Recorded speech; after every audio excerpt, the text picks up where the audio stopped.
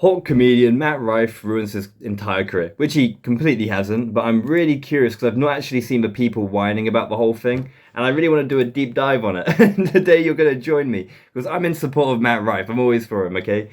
And I don't know what it is about seeing a guy with a badly done moustache and some bad facial hair, and then rings on his fingers. It's always just such a red flag to me. I swear if you meet this person, they've read a philosophy book, and they have some, what they think to be brilliant opinions, yet they're baseless, shallow, and worthless. So I already know what I'm going to get into, just by the way this dude looks. Oh, I'm ready. What's up, weirdos? It feels so good to be right. Mat Rife, if you don't know him, is a stand-up comedian who is known for just being just a handsome-looking guy. And for some reason, he takes a lot of offense to that because even though he got a lot of success off of TikTok, a lot of followers, a lot of views on his YouTube specials, he doesn't care because most of his support has come from women and people who are attracted to him and don't actually care about his comedy. Or even women and people who are attracted to him who do care about his comedy. But the thing is, if you're gay or a woman, he doesn't seem to like really respect you. And Wait a minute. Okay, so for some reason, right, I imagine as a comedian, well, you want to be judged on your comedy. You want to be judged on your work, which he has crafted for almost a decade now when his grandfather got him into comedy at the age of 16. And when you dedicate so much time to your craft, you want it to be appreciated. He wasn't rich at the beginning, so who knows how many sacrifices he was making by pursuing comedy where he could be pursuing other things. Because that's what happens when you chase a passion or a dream. You have to sacrifice a whole lot of things and people won't necessarily understand that. And I can't imagine how he feels where he's finally made it, but now what's going on is females only watch him because he's attractive, males avoid him because females find him attractive, and then his own talent just gets diminished in the drama around him where people who are envious, like the males, will be like, no, he's a bad comedian, I don't like him, and they're only saying that because females find him attractive, and then some females will just be like, he's bad, I guess. I'm not too sure, but then he's kind of really just locked into this demographic of female audience. And obviously, if you're female, male, black, white, young, old, you're going to respond differently to different styles of jokes. So not all his jokes are made for the female demographic. That's just not how his creative process really works. I've watched his stand-up. I really enjoy it. And, and it's like, yeah, why care about the views? Why care about the money when you can't truly produce the art you spent a whole decade working on due to all these restrictions that have been added to you as your career has, say, manufacturedly blown up? It's like, are we really getting confused right now? And nobody knew that until he released his latest special, which just immediately pushes away everybody who's ever supported him. And if I'm being honest, it just feels so good. So I'm gonna show you like the history, the lore, everything, so we can talk about the fall of Mat Rife. Because when I say this man is on the lower end of the brain cell count, I really mean it, because what he did is one of the stupidest career moves I've ever seen. Like, as far as just business-wise, you're an idiot, whatever. I'm good looking. I don't like it any more than you guys do, okay? This is not good for comedy, okay? This is who we're working with right here. This is... So not only do you just call him homophobic with absolutely no basis, no evidence, no proof, just labeling him something so he now has to, defend it and come on and be like, well, I'm not homophobic. Like, yeah, you are. And because I heard a joke I didn't like, absolutely baseless. And then, I mean, if you watch his stand-up, you listen to his podcast, he's not homophobic. He makes very nice jokes about those people and he gets along with them very well. And then they're going to take his opening warm-up joke where he's basically going, hey, I don't want you to focus on me. I want you to focus on the jokes. So I'm going to address the elephant in the room so he can get past who I am and focus on the material, which is what some comedians do. And then he gets that joke. He takes away the intro of that joke, and then he has no mood to set up the joke. It's just him sat there being completely expressionless. So essentially, he set up this comedian to fail, similar to what happened in the early days of Kill Tony, and goes, this is who we're working with here. Dude, what a nasty man. This guy's a piece of work. Holy, I knew it at the rings. I just knew it at the rings. This is his comedy that he got so popular and successful for. And you might hear a lot of people saying, oh, but come on, you can't say that he was never funny just because he said something stupid now. I have never found him funny. Also, I just have a general thing with stand-up comedy where I don't like it, specifically his type. He blew up by posting a lot of crowd work on TikTok where he's just like, hey, what's going on with you? Oh, what's your last name? Pope? what are you married to P? Like, that's the type of stuff that he was doing in general. But I can tell humor isn't your thing, okay? Because every time you criticize him and then you do your own little joke, I'm going to tell you right now, that isn't funny. So do not fear, mate. I can understand that humor just doesn't actually go through your brain in any sort of things, probably because you yourself are a joke. And you'd have to self-reflect on that. But of course you post the crowd work bits. What do you expect him to post? The special bits on his special? Because a joke can only be told, can be told to you once and then you laugh at it and you don't really laugh at it again unless it's like really good.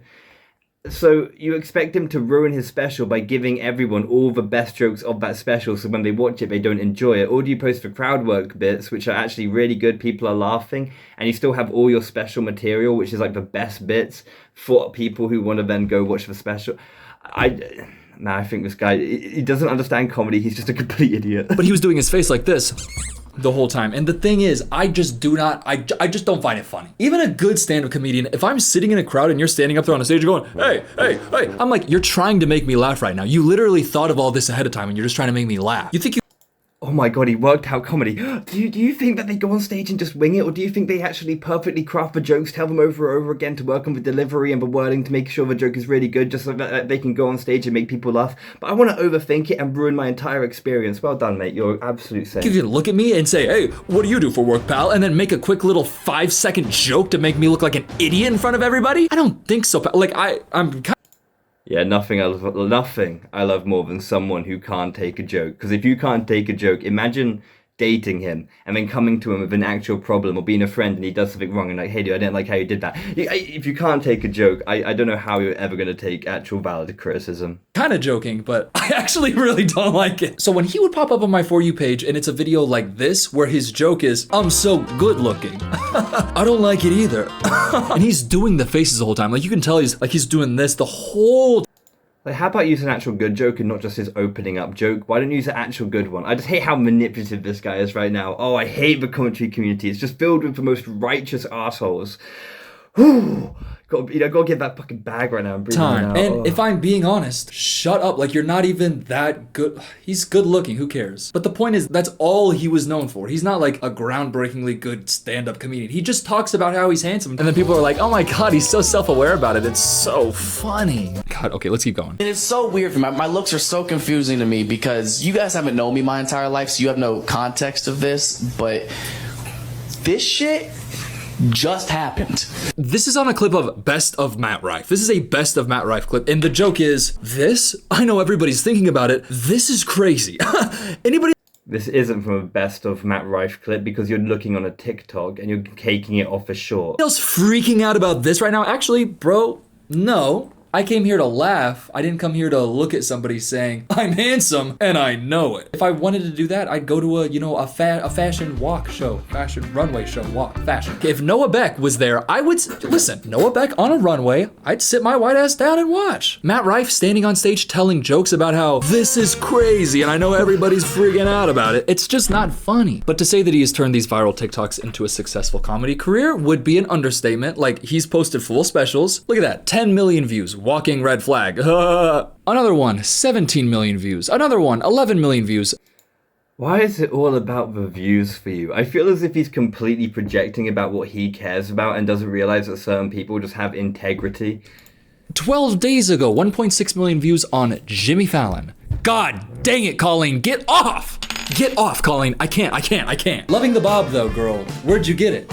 The groomer. It's so funny. Anyways, let's look at this loser.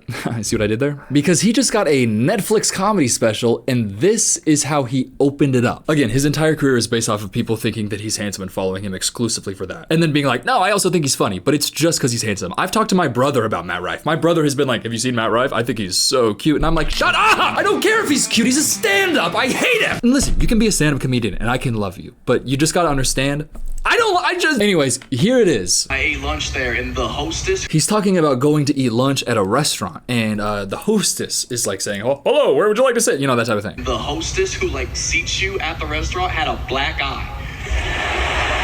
A full black eye. It wasn't like, what happened? Yeah, it was pretty obvious what happened. So that is what we call in the stand-up world a premise setup, a setup premise. He knew something about comedy all along. Is it a premise or a setup? It's the same thing, John. John, it's the same fucking thing. I'm talking to Mulaney out there. By the way, John Mulaney watches all of my videos, and he's been a subscriber since, I think, 200,000. It's really cool. When he said black eye, so it's a departure from his general jokes, where it sounds like when he would say black guy, because people have criticized him for telling racist jokes before. But why didn't you show a proof of that? Because it's absolutely an absolutely baseless claim. He is... Do you know how tame his jokes are? Even when he goes, I'm going to tell an offensive joke, let's be fun here. And he tells the most tame joke you've ever seen, ever. And when he does talk, he's like Bill Burr when he talks about black people and makes black jokes. He's very respectful about it. He was like, yo, my black friends, they roast you, dude. They call you Chinzilla.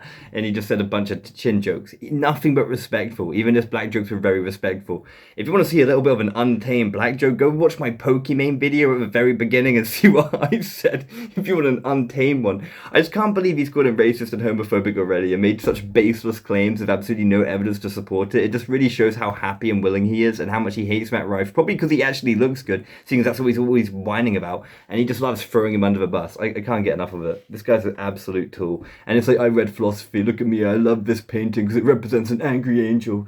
Oh, I have this medieval sword because I care about history. It's like, the roller skates, yeah, says enough. Yeah, that's what we call two birds with one stone, baby. But let's keep going. And my boy who I was with was like, yeah, I feel bad for her, man. I feel like they should put her in the kitchen or something where nobody has to see her face, you know? Okay, that's the middle of the joke. Mat Rife, by the way, stand-up legend. He'll hit you with the premise. He'll extend it. He'll build a little vamp. Okay, there's something that we're working with here about putting her in the kitchen away from, people's attention.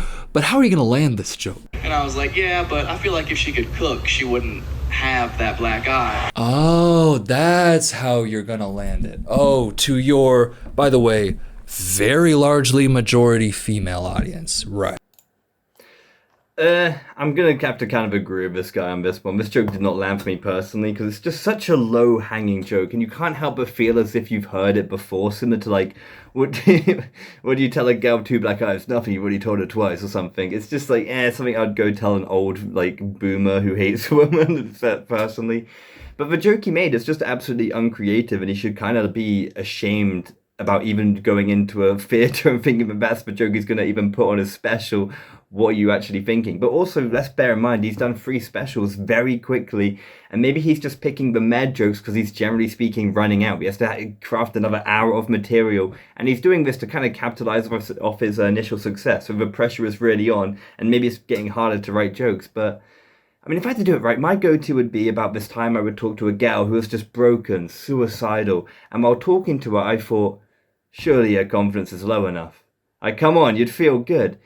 And then she ended up taking her own life, and, it was just the last thing a rape victim needed to hear. Like, that would be the joke I would work on. Obviously, it needs work on the wording, the delivery, the atmosphere, and where you say it. But if you listen to that joke, you're like, oh, there's something good there. At least if you're like a comedy, you're like, oh, I can work that into something really good if I put a bit of thought and time into it, and actually worked on it on stage. But even though, right, I am criticizing the lust of men, many females will get offended at that because it's a suicide rape joke, but they don't understand that it's like, you should see what I'm criticizing the extremely lustful men that would actually do that to her, and then the person who, rather than actually doing what's best for her, would be like, I'm so sexually attracted, which a lot of men will actually do, and they're like, I'm gonna not help her, I just want to get in her pants. It's a genius joke. I don't care what anyone says.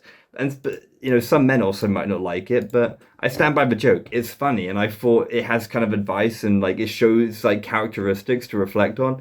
So even when it comes to my joke, Mat Rife's joke here, I don't hate people for even actually finding it offensive or even complaining, oh, like my joke, it's a rape suicide joke, his joke, it's a domestic abuse joke, that can never be funny. And I understand that person, and that is your personal opinion, and I get it, but there are many people in the world where they've been in a dark place or are in a dark place where dark humor is just a great way for them to kind of understand what's going on and help them get into the darker aspects of the world so that they can make sense of it because they feel a bit naive.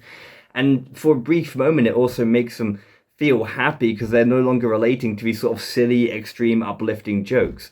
So even now, I just completely stand with Mat Rife. I appreciate his attempt at being funny. I think he missed the mark, but it happens. It's comedy. It's what you're going to do. If you make 100 jokes, a couple of them are going to fall flat. And I understand it doesn't reflect his true thoughts, but I kind of wonder what this guy's going to say about the whole thing, honestly. Right. That's how we're gonna open up the Netflix special. Right. But it's comedy, so maybe he's gonna say like, no, I mean, first, whatever. But let me just show you the last thing that he says for this little bit. Testing the water, seeing if y'all are gonna be fun or not. Testing the water, seeing if y'all are gonna be fun or not. Now, here's the thing. In the world of stand-up comedy, that's not that crazy of a joke. Like, that's for real not that insane. But when you consider the fact that, his entire audience is comprised of a very large majority women, it kind of puts into context what he's doing here, where this is a very intentional thing. To put this at the beginning, like, a comedy special is written, like, he plans this whole thing out specifically, I guess, to let the audience know, hey, this isn't for the girls. I know y'all know me for being handsome, and that's why I have everything that I have, but the only people that actually care about that, let's alienate all of them. And by the way, my question is, for what purpose? So that the people who actively think that you're unfunny and annoying are the only people that can like your comedy? That's why I'm saying that this is a fall. Because the situation is, I'm sure that he's gonna have some wonderful career with middle-aged women in middle America who think that, edgy comedy is so funny and he's so cute. Like, I'm sure that's gonna be his career. And I am sure So he's gonna fall, and he should quit his dream, right? By not telling the jokes he actually wants to make. He should do it all for the money. He should make the career choice. This is my audience. This is who I'm going to lay out the jokes for. He can't lay a few jokes for the guys that come to see him, which some occasionally do, or hear about him, or see him online. And especially when he's been going on multiple podcasts to kind of reach out to a variety of audiences, because that's a good business move, right? He's expanding his horizons and working with people. And guess what? Not every comedian wants to be a Kevin Hart or Gabriel Iglesias. These are two family comedians. You would happily take your kids to go watch them. They have different sets to appeal to different audiences, and that's what they care about, and that's what they want to do. Let them do it. Let that comedian, let that person choose who he wants to be before... Because I just kind of refuse to support this idea that someone should be living their life based on the expectations and criticisms of other people, even when it goes directly against their own expectations. Once again, I don't expect everyone to understand that, but for people who really care about who they are and actually want to pay attention and want to live a life where they do what they want to do and everything, I live by your own expectations. It's horrible seeing people crushed by other people's expectations. They'll whine about it when it comes to their family expectations, the schools and everything. And the moment this guy has made his own career, made his own path through the world of comedy, blew up, and then we're like, no, you have to crush you with expectations, but you can't actually... It's like this guy doesn't understand a single bit on what it's like to actually love something and have integrity for it. And it's unbelievable. But he's got a zero creative...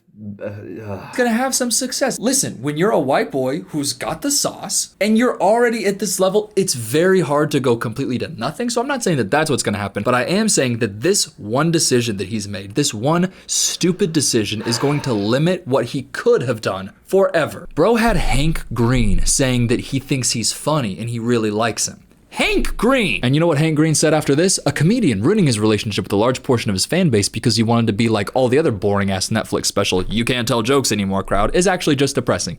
Yeah, it's very depressing. It's very lame. And then Hank said later in the thread, I texted a friend this morning, that not the kind of comic I thought he was. A lot of people saying he was never funny, but that's wrong? I mean, it's wrong to me. The thing is, Hank Green, as far as I am aware of, came out as bi later in his life. And here's the thing. To the best of my knowledge, why does that matter? Hank Green is a crazy guy. He made educational fun. The things he's actually achieved throughout his life is been amazing. He also recently beat cancer. The guy's just an extraordinary person just because he doesn't like the comic and he has that doesn't matter. Why are we bringing up the fact he's bi and not just all his actual achievements and everything that he's done? This was not public information until, the past couple years that Hank Green is bi. And by the way, if I'm breaking the news to you right now, everybody stand up and clap. Everybody salute bisexual Hank Green. We love you.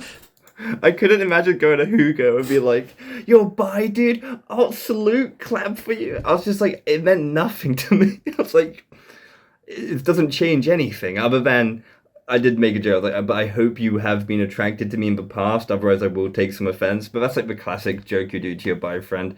I don't know why. I couldn't imagine cheering for any of my bi mates. It's like even if they're gay, I'm like You're my friend. Be proud of that. By the way, his entire series on the microcosmos, it's phenomenal. It's really, really interesting. I love Hank Green. But the thing is, a young middle-aged man, by the way, a young and a strapping middle-aged man at that, Hank Green, and a powerful one who can overcome anything, including cancer. But a middle-aged man nonetheless, coming out and being openly bisexual online, I think that is a perfect recipe to fall into the traps of a...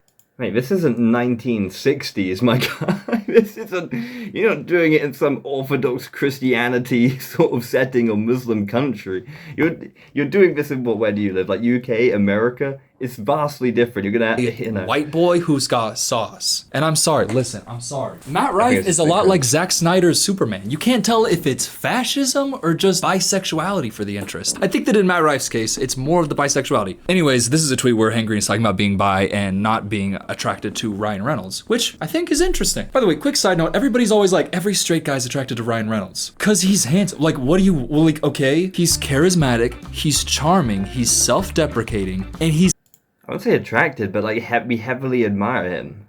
There's no other way to really put it. He's an incredibly admirable guy. The same way you have like Kevin Hart's admirable, Jamie Foxx, The Rock, so many comedians. It's just, he's very admirable. You'd be like, man, you know, it's like, it's very rare that you find an adult in your life where it's like, I would love to grow in to be someone like you. I'd love to grow up and become you in a way. That's how admirable you are as a person.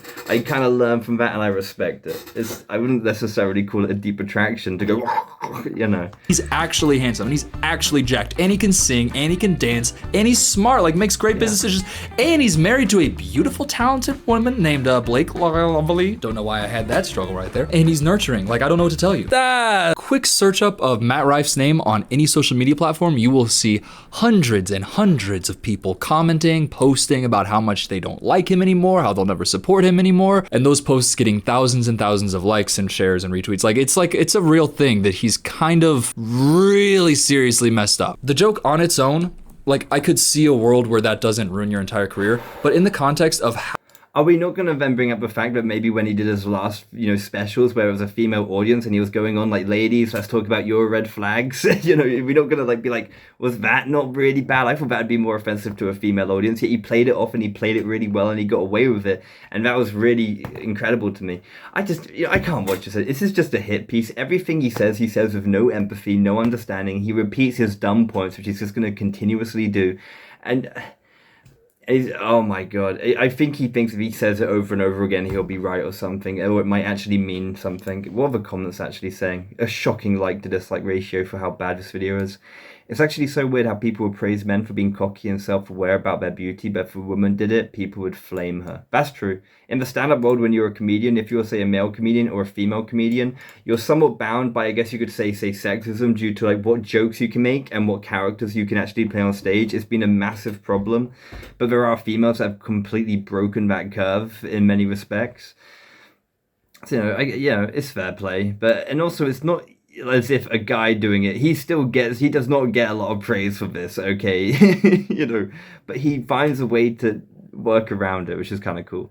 The worst part about all of this, at least for me, is that Matt Rife certainly has not ruined his career. Of course he hasn't. He's a funny guy. He's very big. He'll likely get a huge boost in fans now from anti-woke crap. Why has it turned political? How is someone enjoying an offensive joke now seemingly political when many people who I know would be who left, right, whatever... a lot of them like offensive jokes, and we'll probably have another Netflix special next year titled Mat Rife Cancelled.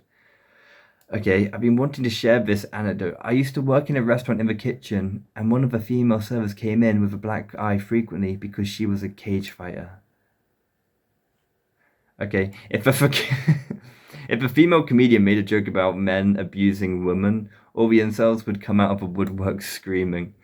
That's semi-true, but it happens the same way. If I like how we're bringing up incels, right, and we'll call these men incels, but we don't call the women that go to watch it because they don't like his comedy, they find him attractive. We're not going to call them incels. And we're not going to say, look at these incels screaming in the woodwork now that he's not appeasing them. It's such a double standard, but, you know, go right ahead with it. It was a gal making a joke about her looks. and a whole should be slammed for it. That's true, and it's somewhat sad but unless they do it like self-deprecatingly, you can easily get away with it. That's just how comedy works. I don't know why these people have such strong comedic opinions despite never actually enjoying or being in the comedic space.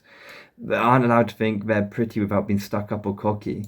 Now, usually it'll be like, look, I know I look like an emo goth chick or whatever. Suck you. I just feel like everything here is going to be so dumb. Even when they're right, they're wrong. You know what I mean? It's like they got the right answer, but you look at them working out in maths and you're like, yeah, well, your working out was trash. So even then, I don't agree with you, even though you have the right answer and the same answer. I don't know. Dumb video, dumb crowd. I want to see, why is this channel this way? Horrible, cheating misogynist. Okay, I'm beginning to understand.